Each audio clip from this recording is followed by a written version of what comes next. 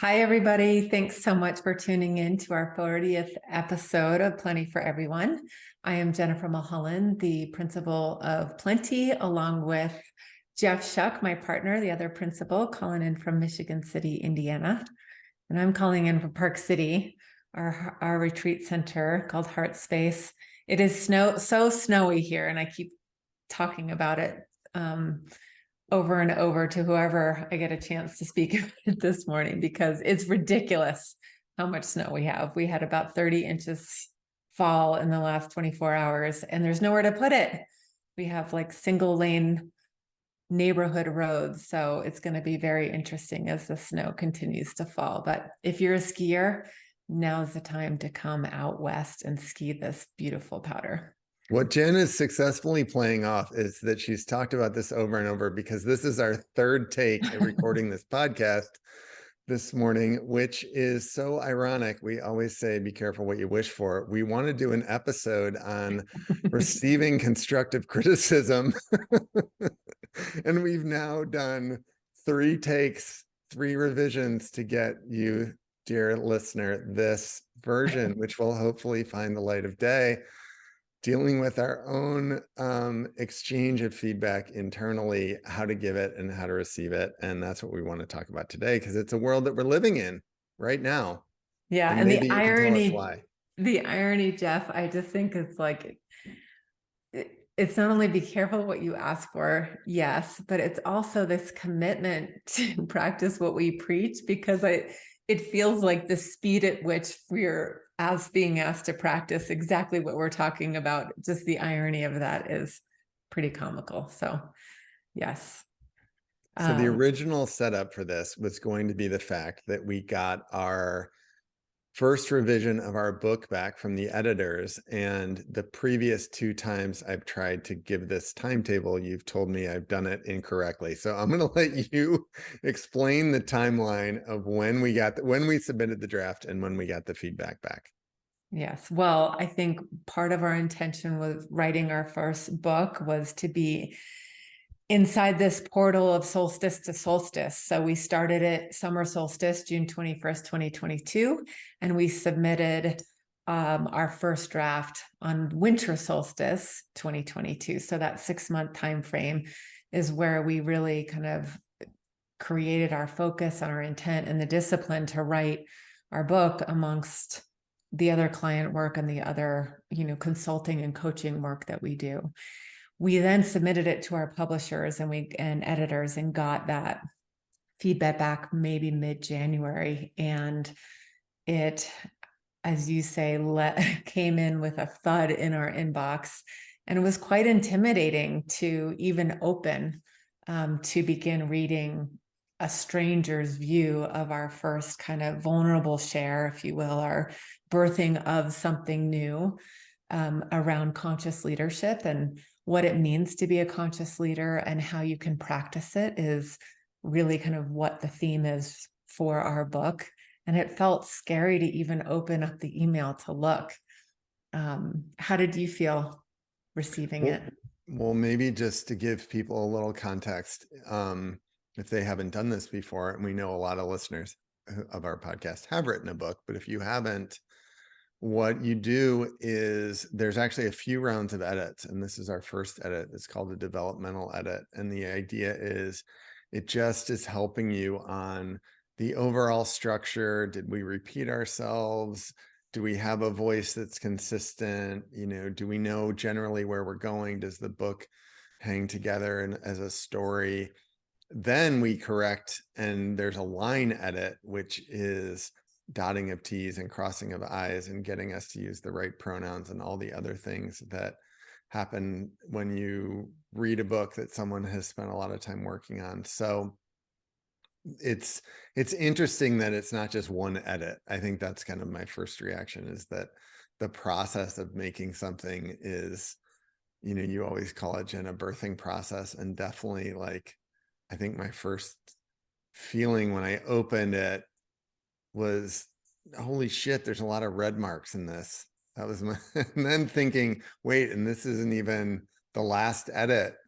So I think that was my first reaction before I even read anything that was in there, was struck at how much was marked up. Yeah. I definitely had to get myself in a space to receive and to even hear the edits. And to your point, there were a lot of them, a lot in the spirit of cutting, right? Like just we got a lot of feedback around the personal stories we were putting in there, that they were too much and too long, and really for another purpose. But I think well intended, we were sharing more of kind of our relationship to the content that we were sharing. And some of the feedback came back of like, okay, you can condense it here, and this may need to be cut or replaced with a client case study or whatnot, which I think was helpful, but completely dependent upon the space at which we read the feedback. And we had to go through our own process of like, how are we going to even go about digesting and looking and incorporating it? So I think that's been a really interesting process, is that this is an iterative process. And yes, birthing a book is like, or birthing a service or a new retreat or a new offering or a business for any entrepreneur or business owner, it has its stages, and it is kind of an iterative, ongoing process of growth or becoming. And I think that I didn't realize that the editing process was going to be as rich as actually the writing process. And so that's kind of where we are right now, of incorporating these edits. And maybe we can just talk a little bit about like what was helpful, like what was helpful for you to, how did you go about like even reading the comments in a way that you could hear them? Yeah, and I mean, and this gets to why we wanted to talk about this subject. We wanted to give everybody an update of where we are, but we also have learned a lot and had to apply a lot of what we've already learned to this. And I think, I mean, the first thing that I'll start with that I hear you talking about is just vulnerability, right? This is something we spent 6 months on. We had each spent, hours and hours with the chapters and the material. It becomes your baby, it's your idea, it's precious to you. And so just opening it, it's why I started with, my first reaction was I didn't even read anything. I just noticed marks everywhere. And I think so reaction one is kind of owning your own vulnerability, that you had a baby that you put out in the world and someone needed to mark it all up. And I just wonder, I hear the same thing in your voice, right? That protection, or, what vulnerability is the only way I can describe it. How would you describe that feeling? Yeah, I would echo that and say that within the vulnerability comes trusting the process. And if I liken it to having two natural births, there is a natural process to go through to birth a human being. And I'm not in complete control of that at all. And in fact, I'm not in control of most of it. And so trusting that there is a process of growth, there's a process of becoming, I think trusting the process that that we're at this stage of now it's time to get feedback about where we are, so we can continue fine tuning and, distilling and simplifying and getting clearer.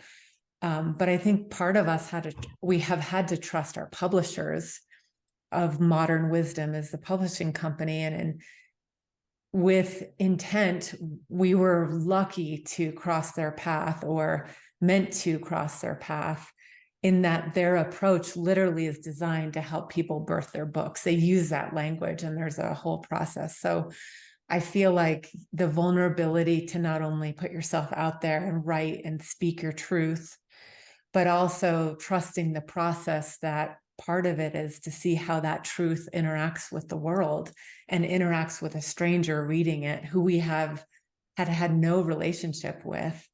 And we were, invited to basically like take it or leave her edits, essentially. Unfortunately, I think that vulnerability, or that kind of approach, led us to be able to receive what she had to say. And the generality of like the overview comments brought me to tears. I mean, I was moved to tears to read a stranger's feedback at a macro level about what we were sharing. And I think that approach helped me settle in to be able to then read the more specific critiques of the paragraphs and of the sentences and of the chapters that had made it a lot easier to digest, to hear her come from. Yeah, you're so in the category of like pointing people to tools. I love that the first one is trust, and we all get feedback that we don't necessarily want or aren't looking for, and sometimes that feedback feels like criticism. And I love just the orientation of trusting that it benefits you, right? Trusting that it's the old Nietzsche of anything that doesn't kill you makes you stronger. And whether or not you even believe that's true, it's easier and better to go through life, I think, believing that the feedback you're receiving is helping you, right? It's all helping you get somewhere. And whether that feedback is you're breaking your leg skiing and it's teaching you to slow down a little bit, or you have a stomach ache when you eat too much junk food and it's asking you to eat healthier, or it's just trusting that the feedback from the editor is actually going to make your work better. So I love the trust. And then you're going to a second one, which we had talked about, which is intention, and maybe to frame that up and then hit the ball back across the net right before we sent in the edit. So I guess December, you'll remind me of the time frame, but we had a conversation about, should we frame up comments to the editor who we don't know, or should we just let it go, the manuscript go? And we kind of bounced back and forth and landed on, no, if there's specific things we want from the editor, let's write them. Let's ask for what the feedback we want. And that was so great. And a few times, and even this morning, Jen, you reminded me, the feedback was easier to get because we asked for it. And there was a second thing. So if the first thing is trust, the second thing is shared intention. We asked that she give us feedback that would make our book more readable to the reader. And then she outlined back to us, she said, thank you so much for telling me what you're looking for. And just when we could read where she was coming from, it was so easy to see that there was nothing personal to it at all, right? That she had the intention that we did of making the book as good as it can be. And I think that's just an interesting way to look at all feedback as well. Like, what if we all have the same intention and it's not always expressed in the way that we want it? But what if we're all trying to get to the same place? And sometimes that intention is not shared, because I think in real life too, we get feedback we haven't even asked for. We're talking about a very concrete example where we asked for feedback. We were intentional about the feedback we wanted, and it was really helpful to receive it. But oftentimes we are getting feedback from people's reactions, or people don't like what we say or how we show up, or we're critiqued or judged in our families or in social situations or in work and with the people we lead. And that comes back to, I think, the third point is like, we always have choice. We have the choice to respond to the feedback we get in how it best serves us and how we want to receive it.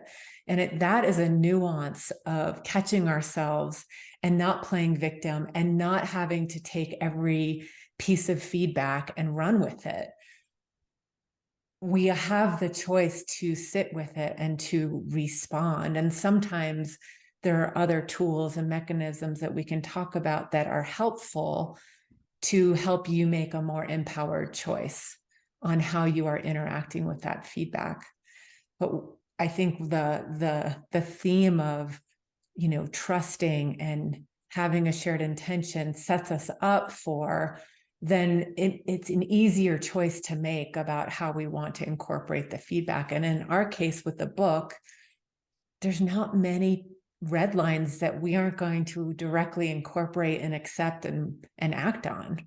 Mm-hmm. And that feels like, in this context, really helpful to up level and to support the intention we have of writing the book in the first place.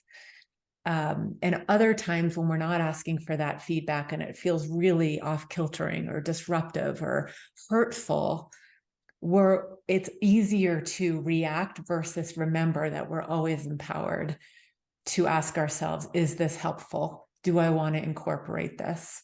Is there truth behind? Is there another perspective I could see in somebody else's interpretation of how I'm showing up?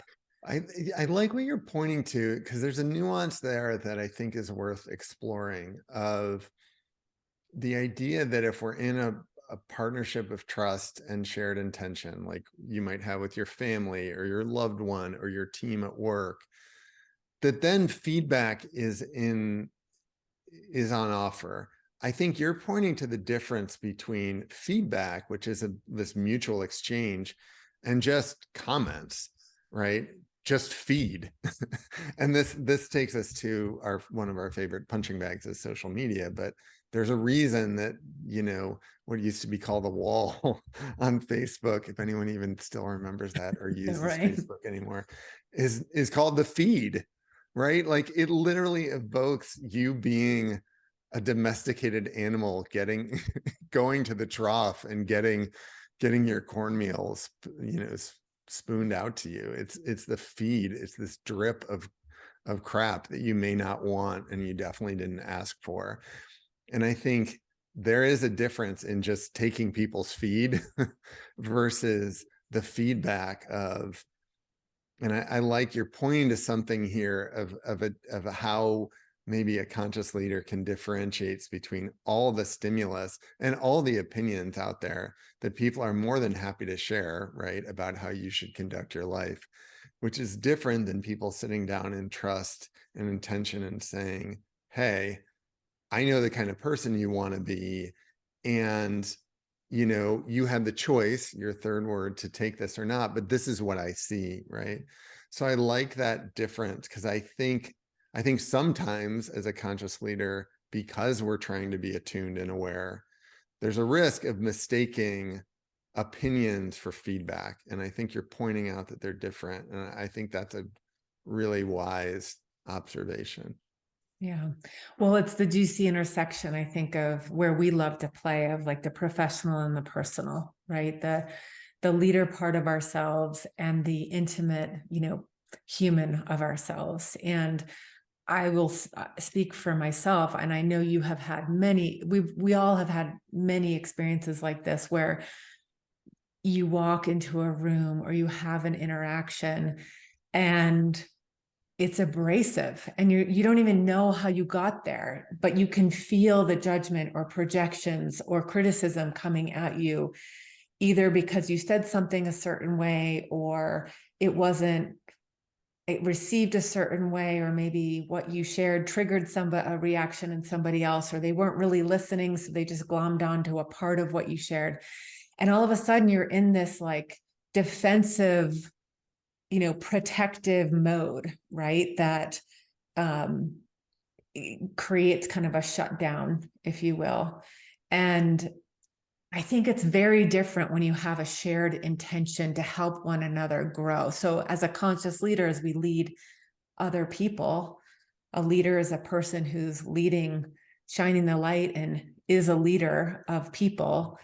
Then as you're doing that, to make sure that you have a shared intention of what is helpful for growth, or what's the feedback your team members are really seeking or needing? What's the feedback that would be helpful for you to ask your team about a subject, or about how you're leading, or your effectiveness in a meeting?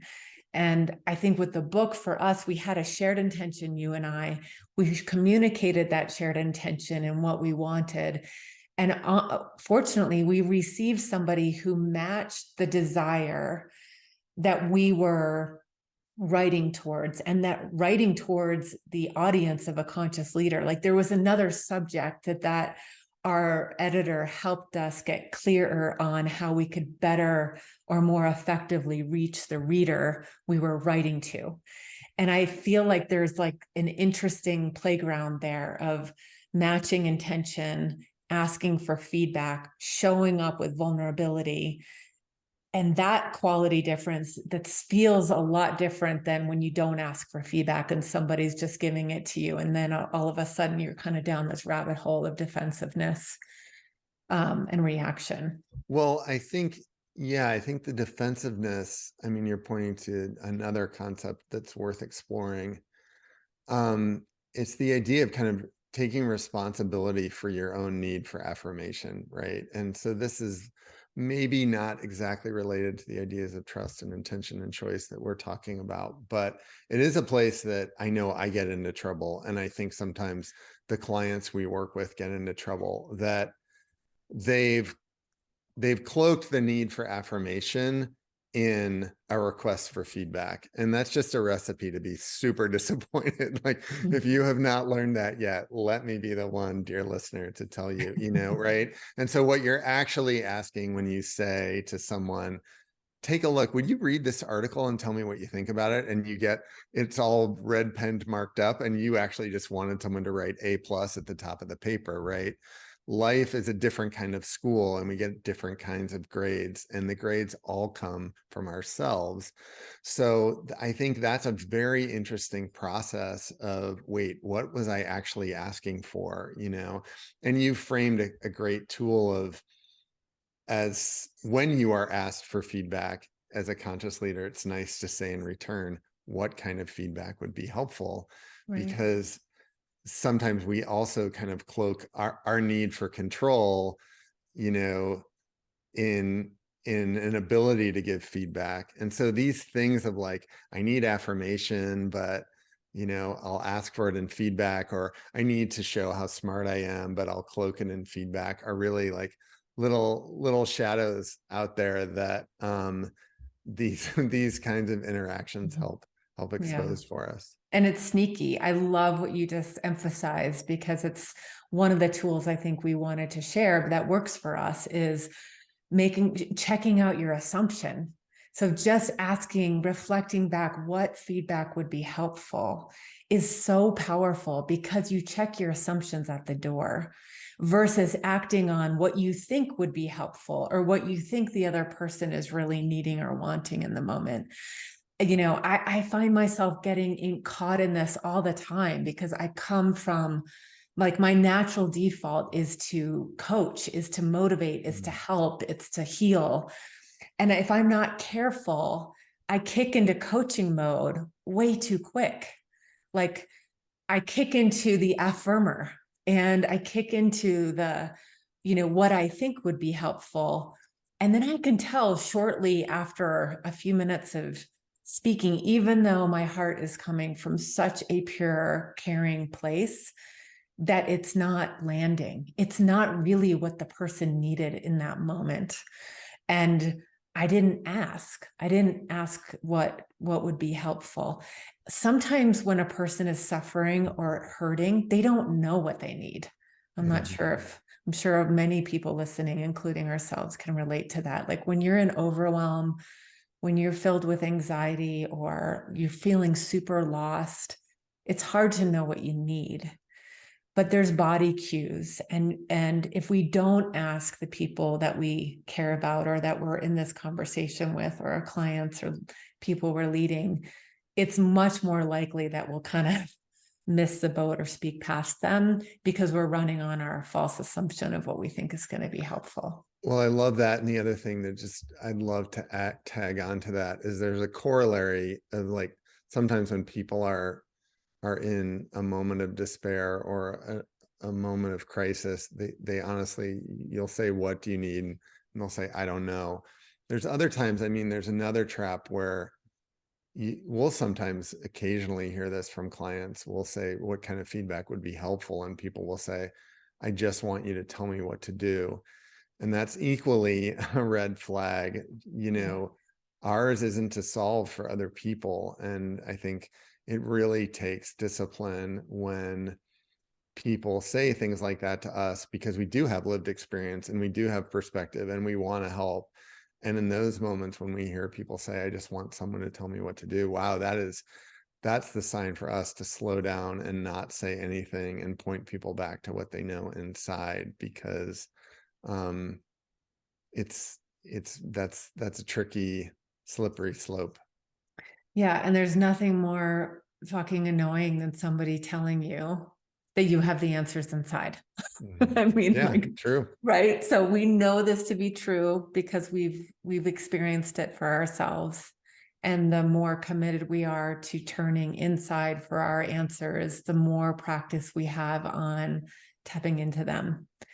And it's just not what culture and society is set up to emphasize. It is we kind of live in this consumer based quick fix magic pill era. And, it's hard to hear that being reflected to yourself or reflecting it out to a loved one or someone you care about. I just said it last night to one of my dear best friends. And as I said it, I literally wanted to throw up in my mouth because I could feel what that Did she feels flip like you off? on the other side. I know that to be true, but it wasn't helpful in the moment. And I was like trying to search for how can I support a dear friend who's needing support and friendship Mm. right now, and a safe place to be guided to tune into her knowing, her wisdom, to be reminded that she has the answers. And yet it's difficult because when you're in that position, you just don't, it's hard to, I know when I've been in that position, I haven't wanted to go there, right? It's like Yeah. harder, it's more elusive. Um, so it's an interesting, it works and it's true. And yet it feels so trite at times because it's so elusive. Yeah. Yeah. So maybe from that, we've talked about a few things that we have learned and that hopefully are helpful to people in terms of how to receive feedback. We've talked about, trusting, intention, being clear on intention, the power of choice, taking responsibility for the affirmation you need, checking assumptions. Maybe let's build on that and now talk about like what we did. So that's how to be in this place to receive it. And then what do you do with it? And again, just to focus on our book example, but this happens every day in our lives and probably in yours too. Then you have a choice on kind of, do I act on it? What do I do with it? And so once we got to the place of starting to read through these comments, I think we were surprised at how expanded we were by them. And maybe you can riff a little bit, Jen, about how you went from like accepting that there was a lot of feedback to then how did you navigate what to act on, what to disregard, how to proceed? Mhm. I think two things. One was I really needed to create space. Mm-hmm. And I know you did too. Like we didn't go get into it. We didn't start editing and reading all the comments like the day we got them back. I actually think we waited at least a couple weeks. And part of that was intentional and part of it was our schedule. But I think having that space to create a little bit of distance between what we were getting back and then going into the details was important. It created a safer place to read the comments because we've felt this way when we were writing, that we made a commitment to each other that we wouldn't write if we were in a low mood or if we were angry or overwhelmed or triggered or feeling human that day, right? We really wanted to come to the book when we were in a higher mood with more flow and intentionality. And it's the same way of like receiving the feedback. I really couldn't read the feedback until I had my environment felt like it was set up well to read it quietly, uninterrupted. And that I kind of did a little bit of coaching on myself of trying to remember not to take things personally. Mm-hmm. And so creating the space between getting the edits and reading them, and also creating space between my ego and like being fragile with my thinking, being fragile with my reaction, and kind of depersonalizing that a little bit. We call that the observer. Like, how do we create space between what we're seeing and how we're digesting and interpreting. And that practice was helpful to remember, like, okay, these are not personal attacks on Jen and Jeff. This is feedback coming from a shared intention to help this information and share become clearer and help our reader, with the tools we set out to write in the first place. So those two things, I think, for me helped a lot, of creating the space and then practicing depersonalization, practicing, if this wasn't my chapter or wasn't my words that I wrote, how would I receive this feedback? And that was helpful. Yeah. How about you? Well, I think, I'm not sure if mine is a new one or a build off of that second point, but I think something that we have to do with our clients a lot was really helpful with the book, which is, I mean, to go back a minute or so, you said at the beginning, it landed with a thud. It really did. I thought it was going to take us like 3 months to get the edits, and we got them in like 2 weeks. So I was kind of not prepared. I thought I was free and clear of the book for a couple months. And I just needed that mental space, honestly, especially the last couple of chapters. There was a bit of a slog, at least for me, to pound them out. I was definitely grinding out there at the end, which now shows up when I read it, by the way. But so just taking a couple weeks, it just sat in the inbox. But that space helped me depersonalize. And anyway, to get back to that point, there is a technique we often, I think, have to do with clients, like in the sales process. Sometimes we'll bid on work that we don't get, or we'll get excited about a potential engagement and it falls through. And we have gotten pretty disciplined about kind of arguing the other side of it. And whether you call that, some people call it steel manning, some people call it the Turing test. There's these logical models, but the idea is, take the argument instead of from your standpoint and take it from the other party's standpoint and assume it's correct. And so when I finally opened the edit, I remember talking with you and I said, my posture is going to be to take all of her advice. And like, I'm going to stand in that place and then read it from that place, instead of, my posture is, I wrote it and I wrote the best stuff and I'll decide what I take. Standing in the place of the other party and saying, they're correct. I will have to, defend to myself, not that it's defensive, but I will have to make the argument that I don't accept the changes. And it's just a very interesting, like, I know I'm talking a little more intellectually or academically than spiritually, but I find it very, very useful of just taking the other party's perspective. And actually, over the last few weeks, we've done this same process with our website, with our emails, when we could actually read from the editor's standpoint and saw her intent was aligned with ours. Hey, I want to get your message as clearly and concisely as possible to your listener. It's allowed us to say, like, look at other things that we do from this perspective of the reader or the client or the person we're trying to reach, instead of from our perspective. So I'll stop there, but I found that to be incredibly helpful to absorb the feedback from her point of view instead of mine.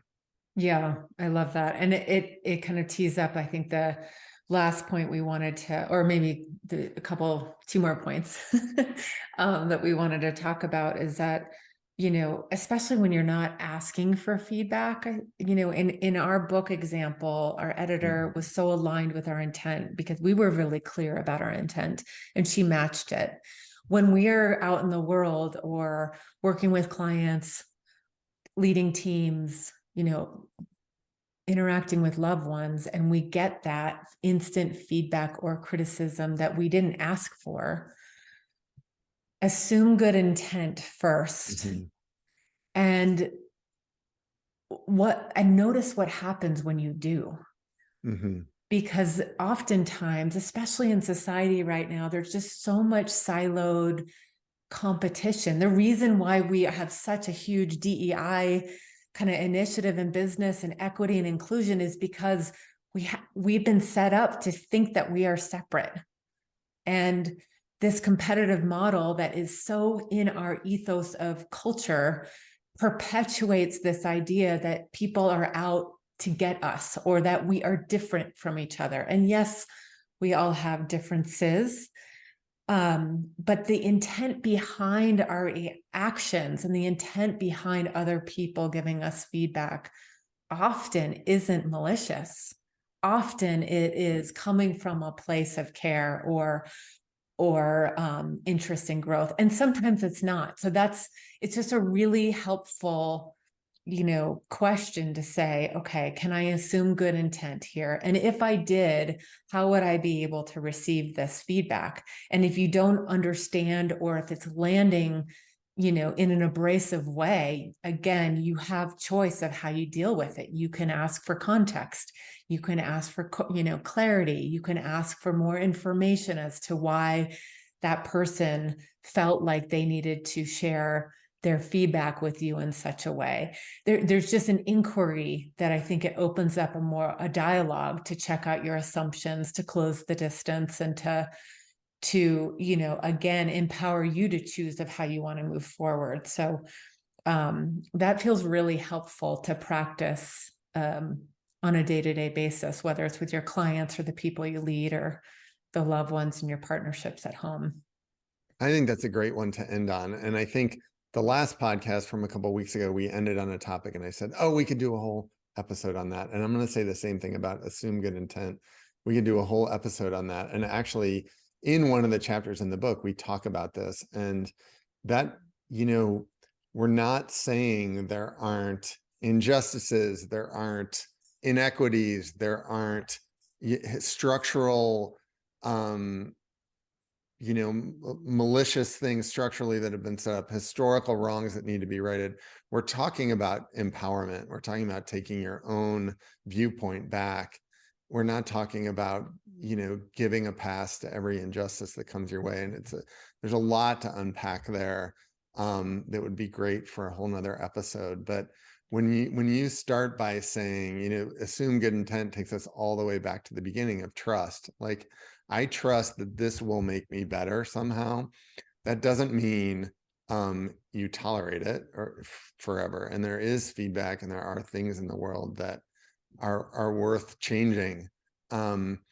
But even that process of changing, maybe that can be used to make us feel more empowered than we are. That's kind of what we're saying. There's a lot there to talk about, but yeah. And I would say, there's so much power in your vulnerability, and that's what we've learned. Like, this has really challenged us to put ourselves out there, and even the process has felt more raw.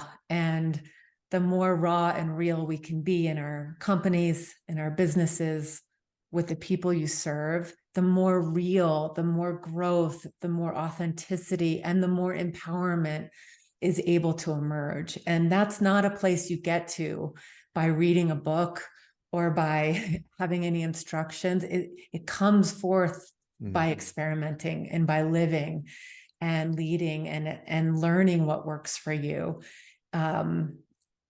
Coming back to, your ability to choose is always constant. And our hope is that you can kind of come from that place of an empowered one, so that you're more aware of what your intention is, what you need to share, and how you need to receive feedback that's helpful for you to grow.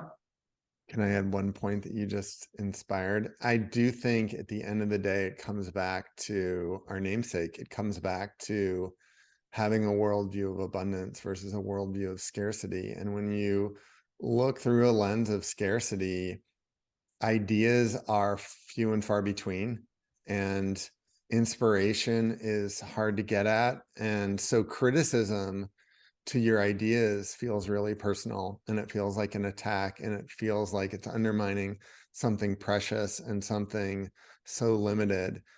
And when you see that we actually live in a world of creativity where new ideas are a thought away, that inspiration is always available to you, that new ideas are just kind of one new thought away, you are more able to say, yeah, I could make this better.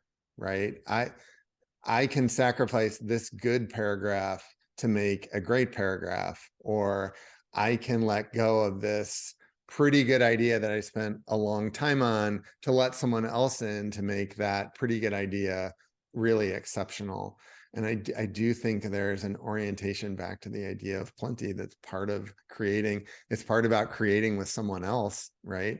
You talk about a vulnerable process, not just writing, but co-writing, and then allowing someone new into the whole mix. Yeah. It's Yeah. really cool. There's so much power in leading and living with neutrality, like detachment, in that spirit where you can let other people come and play. And we certainly noticed that with some of the personal stories that felt like sacred cows, felt really important to share. And they may be important to share, but they're not meant to be shared in this book or in this form. And that surrendering, that letting go, that like detaching from what you think is so precious to what if it could be, if it needs to be said, it could be said someplace else, or maybe it doesn't need to be said at that moment. And so there's so much growth and juice in, experimenting. And I love the point about, choosing abundance, choosing an abundant mindset, and trusting that we are meant to live in a world with each other. That's why we are a communal species as human beings. So more to say. We're kind of going on and on. Really We're great. We're appreciate doing great. everybody's listening. And I think tune into the notes and please share this podcast with others. And if you're interested in this kind of practice, if you will, we'd love for you to check out our website or come to Lantern, our leadership retreat for conscious leaders in Park City, Utah. Yes. And a special thank you. Our last episode 39, got an above average number of respondents to us, which was so funny because when we were recording it, I thought we were just rambling. And then so many people reached out and said, this was so great. And how can I thank you? And the best way you can thank us is to give us a rating and a review and a follow on whatever podcast platform you're listening to us on: Apple, Spotify, Google, Stitcher, all the ones I can't remember. So we read all the reviews. The ratings mean a lot and help us in the nuanced algorithm that's out there that we're a part of too. So thanks for your support, and thanks for tuning in. Thanks, everybody. We'll see you soon. Bye. Bye. Thanks for tuning in. Join the conversation and learn more at plentyconsulting.com.